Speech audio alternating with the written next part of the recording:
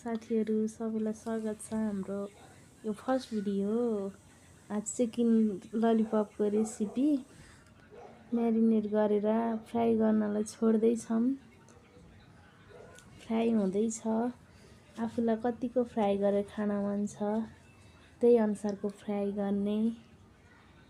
अनि त्यसपछि यतिको भयो डिप फ्राई गरेर निकाली हामीले चाहिँ हाम्रो बच्चाहरूलाई साह्रै मनपर्छ, त्यही भएर बनाइदिन्छौँ हप्तामा 1-2 चोटि चाहिँ।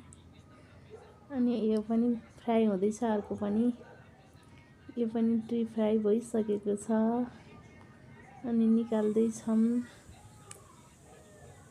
ललिपप कस्तो दामी भएको छ फ्राई पनि फेरि। अनि फ्राई गरेर झिकिसके। भिडियो चाहिँ लामो भएछ, अलिक मधुरो आइरहेको छ क्यामेरा। अब प्याज हाल्ने, आफूलाई कतिको हाल्न मन लाग्छ त्यसपछि खुर्सानी लगाइदिने। खुर्सानी प्याज हालेर काटेर एकछिन हालेर तेलमा फ्राई गर्नलाई छोडिदिने। अनि हल्का फ्राई गर्ने। फ्राई हुँदैछ।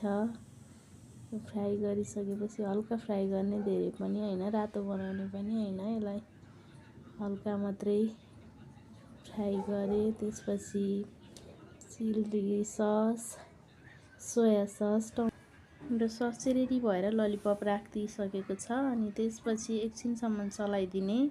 अनि मिक्स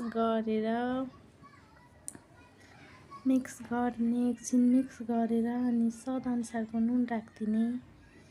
आफूलाई कतिको नुन मनपर्छ त्यति अनुसार नुन राख्ने। अनि रेडी हुँदैछ। बच्चाहरूले चाहिँ माग्दैछ छिटो दिनु भनेर। अब रेडी भयो। त्यति राम्रो भिडियो त भएको छैन, राति भएर होला। रेडी हुँदैछ, तर एकदमै मिठो र टेस्टी भएको थियो।